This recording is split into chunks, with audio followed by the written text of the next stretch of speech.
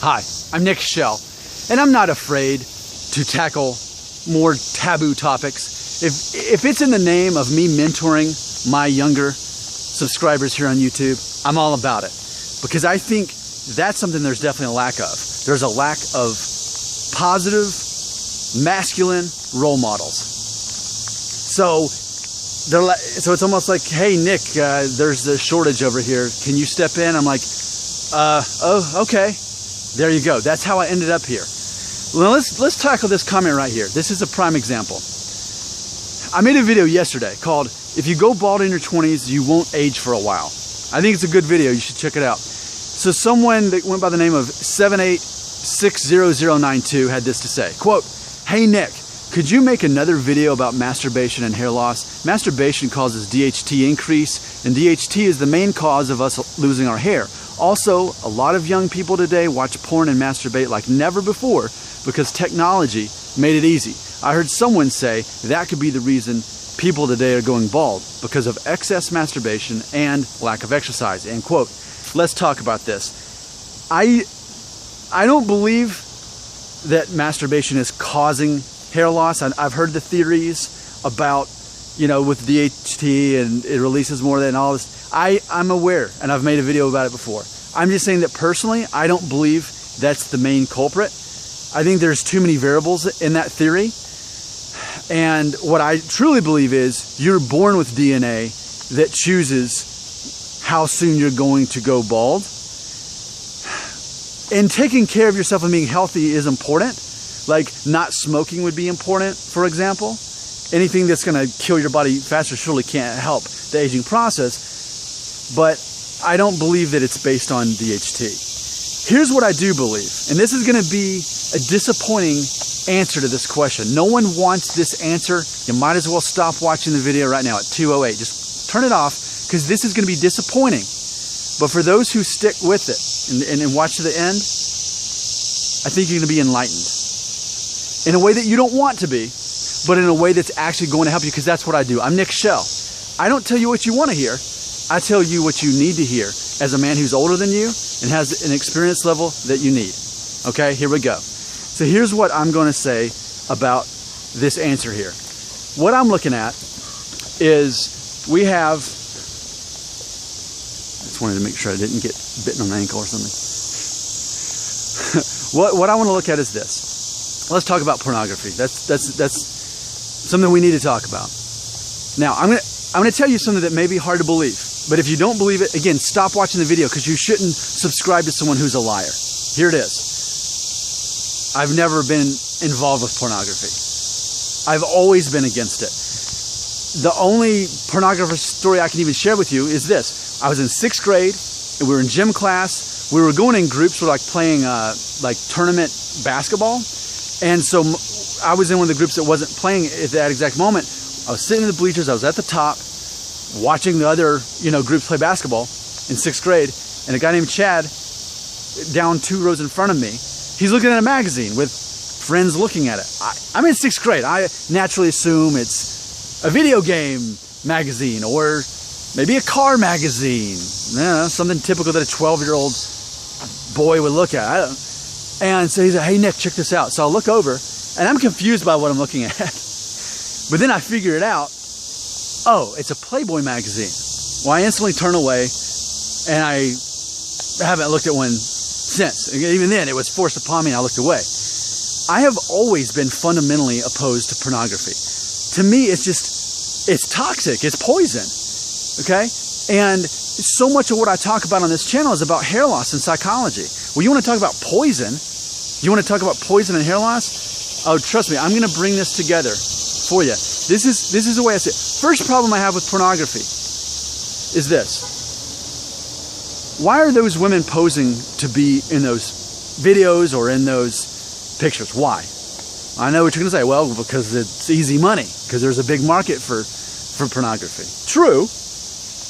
But why those women? Why are those women okay with it? Why are they willing to sell their bodies in that way to make the money, whereas the other women won't? Why are they able to cross that line morally in their mind and be okay with it, the others won't? Why is that? Okay? I've been aware of this for well over a decade. When you look at the women who get involved in that as a career or on the side or whatever it is, there's a pattern. And you know how I am about patterns. I love to see patterns. I love to see, if I can see a pattern, I can know how to predict problems from happening again by learning from other people's mistakes or their success, right? Women who end up in pornography, there's a high rate of them who actually were raped, especially as a young girl. And that's just tragic. Like, that's one of the saddest things in the world to me. You've got a girl who was molested, raped, assaulted, whether whatever her age was. Now that she's 21 or whatever, now she's ending up doing this stuff. What's happened, and I know there's a plane going by, but I'm keeping it real in this video. I don't edit, okay? I'm keeping it so real, I'm going to walk this way because there's a family having a picnic.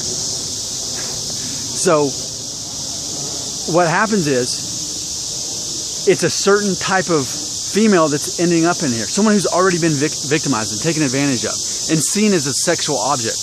I'm sorry, and forgive me for judging anyone, but how pathetic of a man is it to engage in that, to participate in that, to support that way of income for the girl to make money when she's been taken advantage of.